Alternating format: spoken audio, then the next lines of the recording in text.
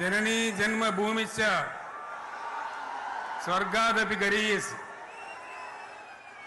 ఇది శ్రీరామచంద్రుడు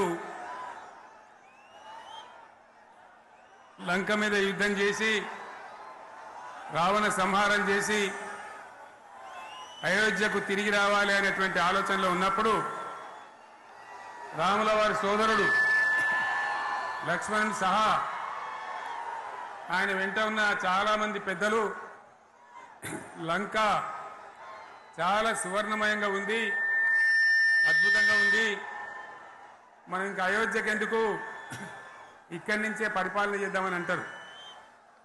దానికి శ్రీరామచంద్రుల వారు ఒప్పుకోలేదు. ఆయన చెప్పిన మాట ఏంటంటే, కన్న తల్లిని జన్మభూమిని మించినటువంటి స్వర్గం ఏది కూడా ఉండదు, కాబట్టి మనం అయోధ్యకే తరలిపోవాలని చెప్పి మళ్ళీ అందరిని తీసుకొని అయోధ్యకు రావడం జరిగింది.